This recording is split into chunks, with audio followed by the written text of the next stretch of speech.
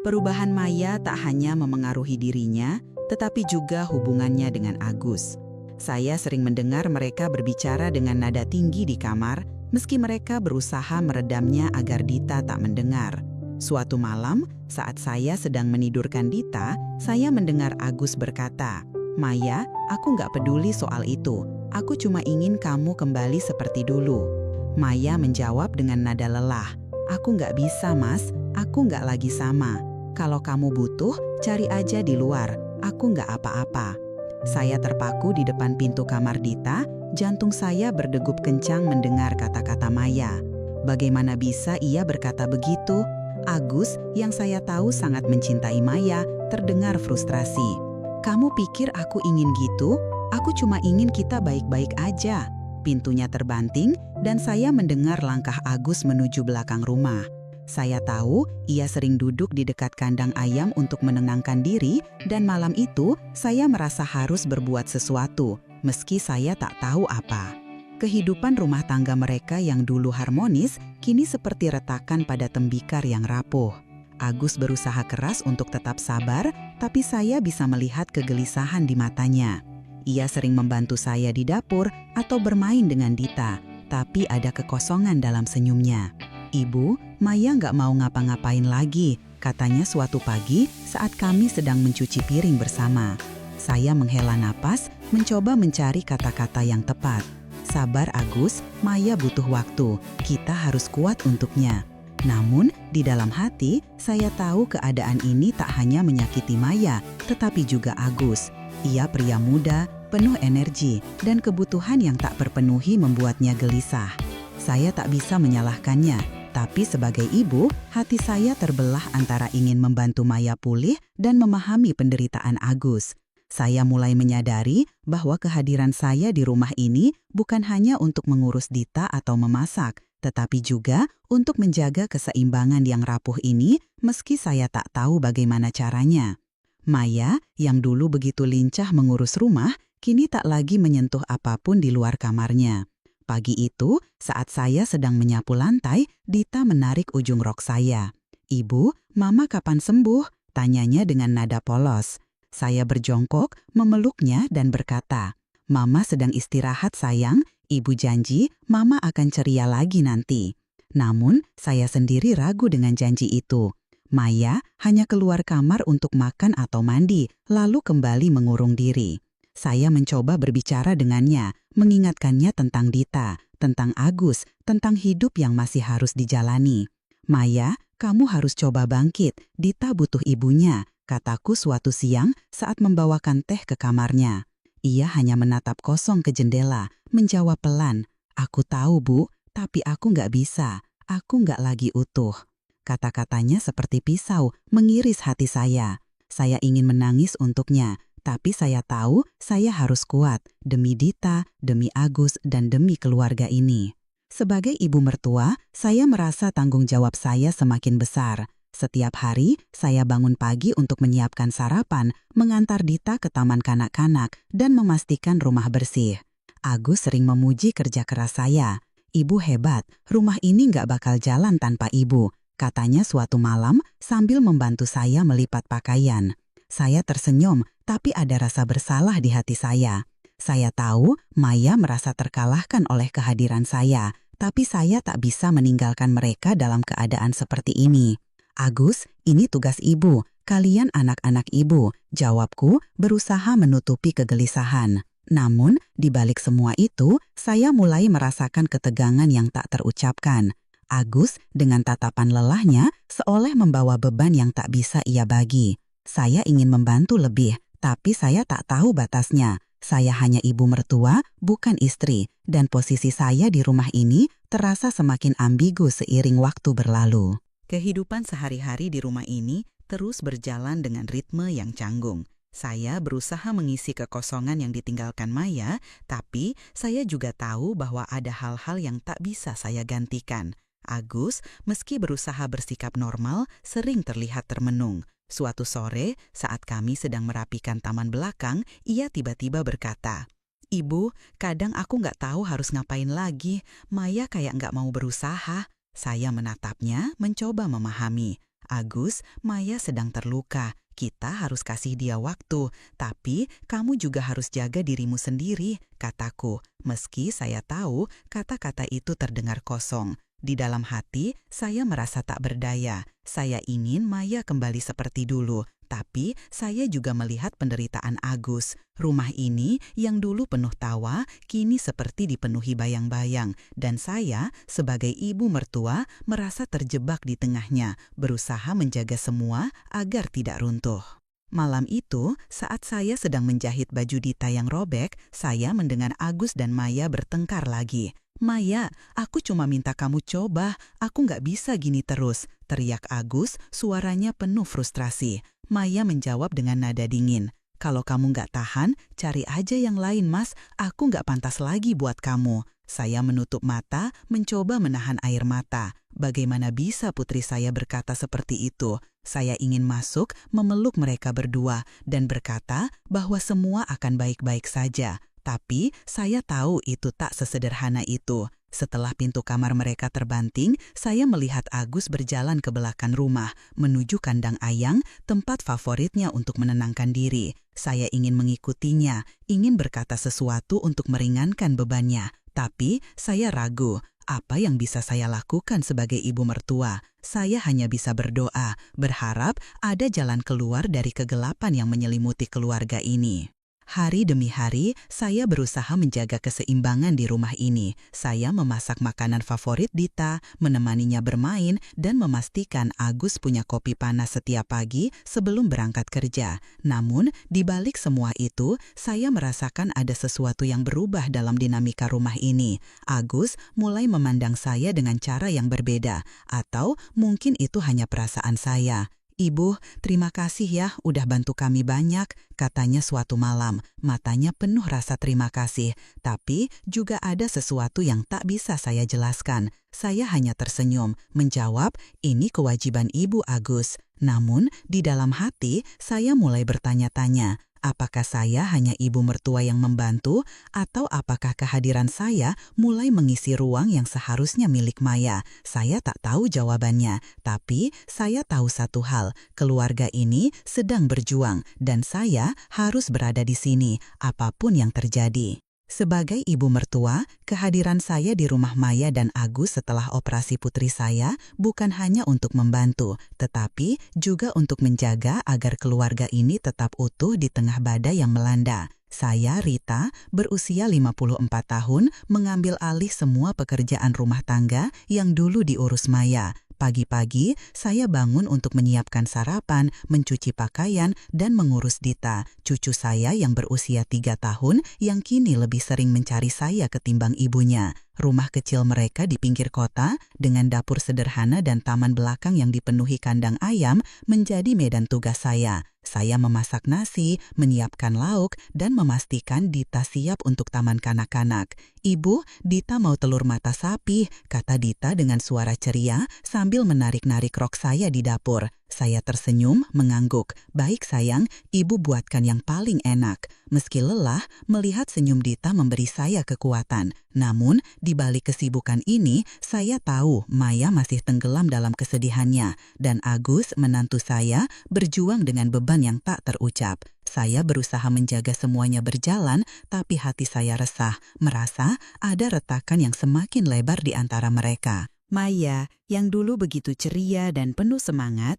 kini seperti kehilangan jiwanya setelah operasi pengangkatan bukit kembar akibat kanker. Ia menolak semua bentuk keintiman dengan Agus, bahkan dengan nada yang penuh kepasrahan. Suatu malam, saat saya sedang menjemur pakaian di halaman belakang, saya mendengar suara mereka dari kamar. "Mas, kalau kamu butuh, cari aja di luar. Aku sudah nggak pantas jadi istri," kata Maya. Suaranya datar namun penuh luka. Agus dengan nada yang hampir putus asa menjawab, "Maya, aku nggak mau gitu. Aku cuma ingin kamu balik lagi. Kita balik lagi kayak dulu." Saya menahan napas, jantung saya berdegup kencang. Bagaimana bisa putri saya menyerah begitu? Saya ingin masuk, memeluk Maya, dan mengatakan bahwa ia masih berharga, tapi kaki saya terpaku. Saya tahu Agus sedang berusaha keras untuk tetap setia, Tapi kata-kata Maya seperti pisau yang menyayat hatinya. Malam itu, saya hanya bisa berdoa sambil melipat pakaian, berharap Maya menemukan kembali semangatnya, meski saya tahu itu tak mudah. Agus, di usianya yang 35 tahun, adalah pria yang penuh energi dan saya bisa melihat kegelisahan di matanya setiap kali Maya menolaknya. Ia tak pernah mengeluh langsung kepada saya, tapi saya tahu ia sedang berjuang. Suatu sore, saat kami sedang membersihkan kandang ayam di belakang rumah, ia tiba-tiba berkata, "Ibu, kadang aku nggak tahu harus ngapain lagi. Maya kayak nggak peduli sama apa-apa." Saya menatapnya, mencoba mencari kata-kata yang tepat. "Agus, Maya sedang terluka dalam. Kamu harus sabar, tapi ibu tahu ini berat buat kamu," jawabku pelan sambil menyapu dedaunan kering. Ia mengangguk, tapi matanya penuh kekosongan. Saya tahu ia tak ingin mencari pelarian di luar rumah. "Aku nggak mau main-main di luar, Bu. Selain takut penyakit, aku juga nggak nyaman sama orang yang nggak kukenal," tambahnya, suaranya rendah. Saya hanya mengangguk, merasa iba, tapi juga tak tahu bagaimana membantu. Sebagai ibu mertua, saya merasa posisi saya begitu sulit. Ingin menjaga Maya, tapi juga memahami penderitaan Agus. Sejak kematian suami saya 3 tahun lalu, saya belajar hidup sendiri, mengisi hari dengan kesibukan sederhana. Tapi tinggal di rumah Maya dan Agus membawa perasaan baru yang tak pernah saya duga. Saya mulai menyadari bahwa Agus, dengan segala kebaikan dan kegelisahannya, kadang memandang saya dengan cara yang membuat hati saya berdesir aneh. Saya mencoba mengabaikannya, menganggap itu hanya perasaan saya sendiri. Namun, suatu pagi sesuatu terjadi yang mengguncang saya. Saya sedang mandi di kamar mandi kecil di dekat dapur, membersihkan diri setelah sibuk memasak sarapan. Tiba-tiba, saya mencium bau nasi yang gosong dari panci di kompor. Panik, saya buru-buru membungkus tubuh dengan kain sarung yang tipis, berlari keluar tanpa memikirkan apa-apa. "Bau apa ini, Bu? Nasi gosong ya?" teriak Agus dari ruang tengah. Saya tak sempat menjawab, langsung mengangkat panci dan mematikan kompor. "Ya Tuhan, hampir saja kebakaran," gumamku sambil memindahkan nasi ke Magicom, berharap masih bisa diselamatkan. Saat saya menunduk untuk memeriksa kompor, saya merasa ada pandangan yang tertuju pada saya. Saya mendongak dan melihat Agus berdiri di ambang pintu dapur. Matanya membelalak, wajahnya memerah. Baru saat itu saya sadar, kain sarung yang saya pakai nyaris tak menutupi tubuh saya dengan baik. "Maaf, Bu, saya nggak tahu Ibu lagi mandi," katanya tergagap, buru-buru memalingkan muka. Saya merasa wajah saya panas, cepat-cepat menarik kain untuk menutupi diri. "Nggak apa-apa, Agus, ini salah Ibu, buru-buru tadi," jawabku. Berusaha terdengar tenang meski jantungku berdegup kencang. Saya segera kembali ke kamar mandi, meninggalkan Agus yang masih terdiam di dapur. Di dalam, saya menatap cermin, mencoba menenangkan diri. "Rita, kamu sudah tua, jangan pikir yang aneh-aneh," bisikku pada diri sendiri. Tapi ada sesuatu dalam pandangan Agus tadi yang membuat saya gelisah, seolah ada bara kecil yang menyala di antara kami. Sesuatu yang saya tahu tak seharusnya ada. Hari itu, kejadian di dapur terus terengiang di pikiran saya. Saya berusaha fokus pada pekerjaan rumah, menyapu lantai, menyiapkan makan siang untuk Dita, tapi pikiran saya melayang. Saya teringat masa-masa awal pernikahan saya dengan almarhum suami, ketika kami juga pernah menghadapi masa sulit. Dulu, saat saya hamil muda, saya sering menolak keintiman karena merasa tak nyaman, dan suami saya dengan sabar mencari cara lain untuk tetap dekat. Tapi situasi ini berbeda. Saya bukan istri Agus, saya ibu mertuanya. Saya mencoba mengusir pikiran-pikiran tak wajar itu, tapi setiap kali melihat Agus membantu saya di rumah atau bermain dengan Dita, ada perasaan aneh yang muncul. "Ibu, Dita bilang mau makan siang sama ibu di taman," kata Agus sore itu sambil menggendong Dita yang tertawa. Saya tersenyum, "Baik, ayo kita makan di luar." Tapi di balik senyum itu, saya merasa ada sesuatu yang mulai berubah. sesuatu yang membuat saya takut sekaligus penasaran. Malam harinya, saat saya sedang menyiapkan teh untuk Agus yang bekerja lembur di ruang tamu, saya melihat ia termenung di depan laptopnya. "Agus, minum teh dulu, biar segar," kataku, meletakkan cangkir di mejanya. Ia menoleh, tersenyum lelah. "Makasih, Bu. Ibu selalu tahu cara bikin suasana lebih baik," katanya. Saya hanya mengangguk, tapi ada kehangatan aneh dalam kata-katanya. Saya tahu ia sedang berjuang dengan keadaan rumah tangganya, dan saya, sebagai ibu mertua, merasa harus menjaga batas. Namun, kejadian di dapur tadi pagi seperti membuka pintu yang seharusnya tetap tertutup. Saya kembali ke kamar, mencoba tidur, tapi pikiran saya kacau. "Rita, kamu harus kuat. Ini bukan tempatmu untuk campur tangan lebih jauh," bisikku pada diri sendiri. Tapi di lubuk hati, saya merasa ada sesuatu yang tak bisa saya kendalikan, sesuatu yang perlahan mulai mengubah dinamika di rumah ini. Keesokan harinya, saya berusaha bersikap seperti biasa, memasak sarapan dan mengantar Dita ke taman kanak-kanak. Tapi setiap kali bertemu Agus, saya merasa ada ketegangan yang tak terucap. Ia tak pernah menyebut kejadian di dapur, tapi saya bisa merasakan pandangannya yang kadang tertahan, seolah ia juga berusaha mengabaikan apa yang terjadi. "Ibu, nanti malam aku mungkin pulang telat, ada laporan yang harus selesai," katanya saat sarapan. "Gak apa-apa, Agus, ibu urus semuanya di sini," jawabku, berusaha terdengar normal. Tapi saat ia berangkat kerja, saya duduk di teras, memandang taman kecil yang mulai dipenuhi rumput liar. Saya tahu kehidupan di rumah ini sedang berada di ujung tanduk, dan kehadiran saya, yang awalnya untuk membantu, kini seperti menambah lapisan baru pada masalah yang sudah ada. Saya tak tahu apa yang akan terjadi, tapi saya merasa ada sesuatu yang tak bisa dihindari, sesuatu yang membuat hati saya bimbang antara kewajiban sebagai ibu dan perasaan yang tak seharusnya ada. Sore itu, saat saya sedang menyiram tanaman, Dita berlari ke arah saya. "Ibu, Papa bilang nanti kita makan es krim," katanya dengan mata berbinar. Saya tertawa, mengelus kepalanya. "Wah, enak dong, ibu ikut ya?" tanyaku. Dita mengangguk antusias. Momen-momen kecil seperti ini membuat saya merasa masih ada harapan untuk keluarga ini.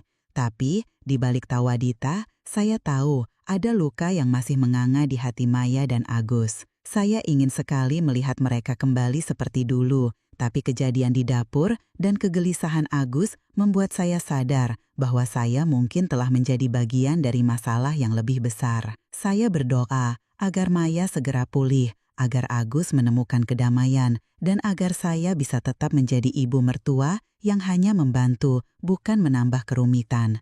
Namun, di lubuk hati, saya tahu ada sesuatu yang telah berubah, dan saya tak yakin apakah saya bisa mengendalikannya. Malam itu, setelah Dita tidur, saya duduk di ruang tamu, menjahit baju yang robek. Agus pulang lebih awal dari biasanya. Wajahnya lelah tapi ia tersenyum saat melihat saya. "Ibu belum tidur, masih sibuk jahit?" tanyanya, duduk di sofa. Saya mengangguk. "Iya, Agus, baju Dita robek tadi main di taman."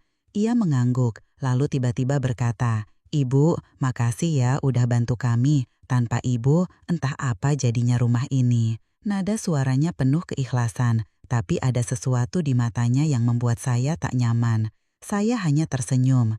"Ini kewajiban ibu, Agus, kalian anak-anak ibu." Tapi saat saya kembali ke kamar, hati saya berdebar. Kejadian di dapur, kata-kata Agus, dan suasana rumah ini, semuanya seperti benang kusut yang tak tahu bagaimana cara saya uraikan. Saya hanya bisa berharap bahwa besok akan membawa kejelasan, meski saya tahu di dalam hati ada sesuatu yang mulai tumbuh, sesuatu yang membuat saya takut sekaligus penasaran. Sebagai ibu mertua, hidup saya di rumah Maya dan Agus menjadi semakin rumit, seperti benang kusut yang tak kunjung terurai. Saya, Rita, berusia 54 tahun, awalnya datang untuk membantu putri saya, Maya, yang tenggelam dalam kesedihan pasca operasi kanker bukit kembar, dan menantu saya, Agus, yang berjuang dengan kegelisahan. Namun, kejadian di dapur beberapa hari lalu, ketika saya tanpa sengaja memperlihatkan tubuh saya saat buru-buru menangani nasi gosong, telah meninggalkan bekas yang tak bisa saya abaikan.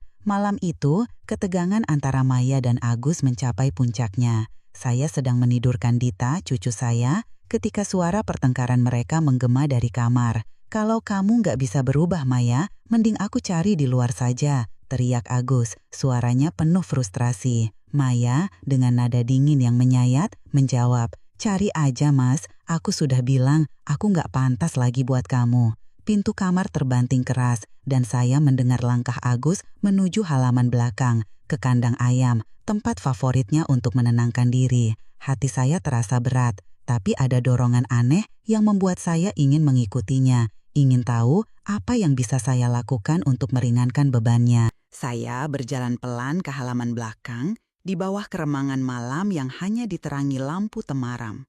Agus duduk di bangku kayu tua, menyalakan sebatang rokok, wajahnya penuh kegundahan. "Kalian bertengkar lagi ya?" tanyaku hati-hati, berdiri beberapa langkah darinya.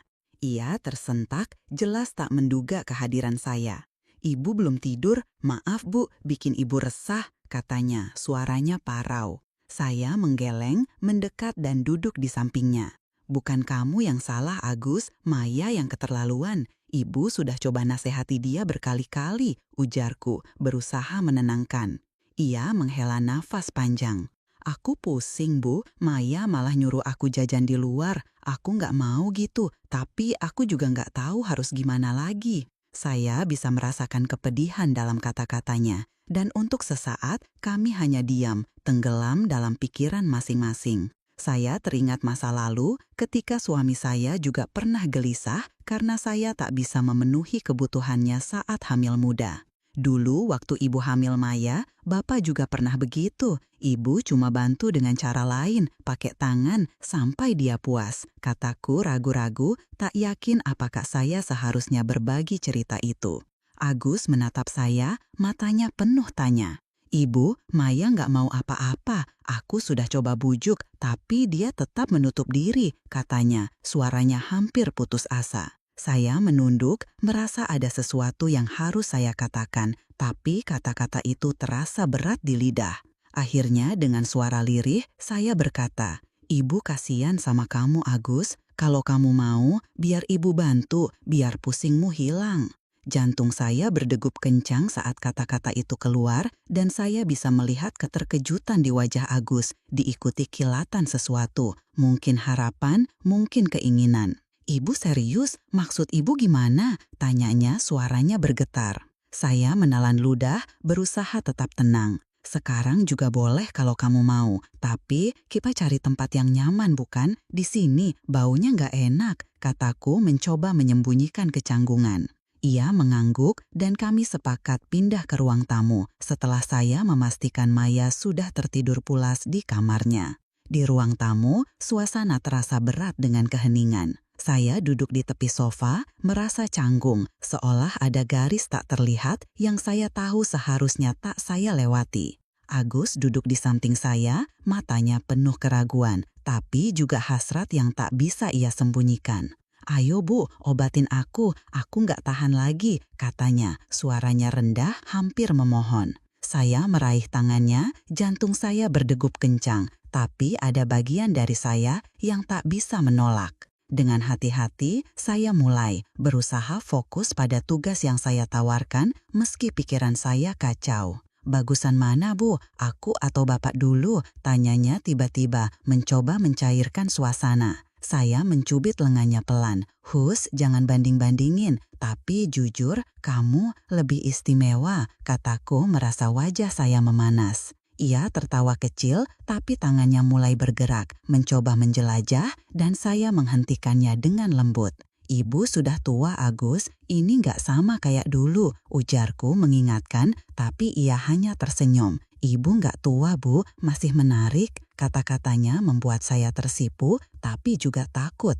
Ini salah, tapi kenapa terasa begitu nyata? Hubungan itu berlanjut, seperti rahasia yang kami simpan rapat-rapat. Setiap malam, setelah Maya tertidur, kami menemukan waktu untuk bekerja bersama, selalu di ruang tamu, jauh dari kamar Dita dan Maya. Saya tahu ini bukan solusi yang benar, Tapi melihat Agus yang lebih tenang, lebih tersenyum, membuat saya merasa telah meringankan bebannya. "Ibu, makasih ya. Aku nggak tahu apa jadinya tanpa ibu," katanya suatu malam sambil memegang tangan saya usai kami selesai. Saya hanya mengangguk, "Ibu cuma ingin kamu nggak pusing lagi, Agus." Tapi di dalam hati, saya tahu saya juga menikmati momen-momen itu, meski penuh rasa bersalah. Di depan Maya, kami berusaha bersikap biasa. Saya tetap memasak, mengurus Dita, dan berbicara dengan Maya seperti ibu pada umumnya. "Maya, makan yang banyak ya, biar cepat sehat," kataku suatu pagi menyodorkan piring nasi goreng.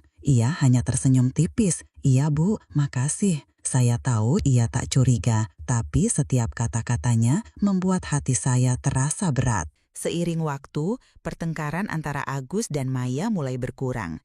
Ia tak lagi meledak-ledak seperti dulu, dan saya tahu itu karena kebutuhannya terpenuhi, meski dengan cara yang salah. Suatu sore, saat saya sedang menyiram tanaman di taman, Agus mendekat, membawa segelas es teh. "Bu, ini buat ibu, panas banget hari ini," katanya, tersenyum. Saya menerima gelas itu.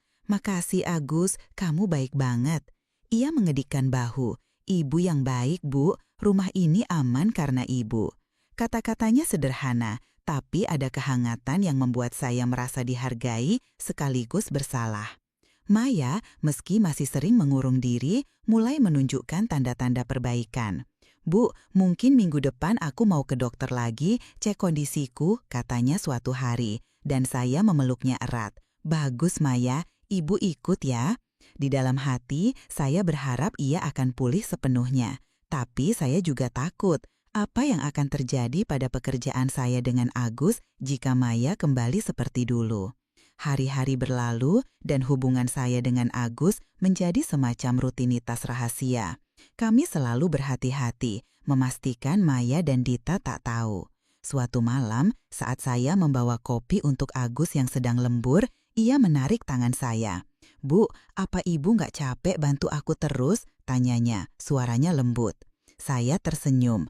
"Kalau bisa bikin kamu tenang, ibu nggak capek Agus." Ia menatap saya lama, lalu berkata, "Ibu luar biasa, aku nggak tahu harus bilang apa lagi." Saya hanya mengelus pundaknya. "Sudahi kerjaanmu dulu, nanti kita ngobrol lagi."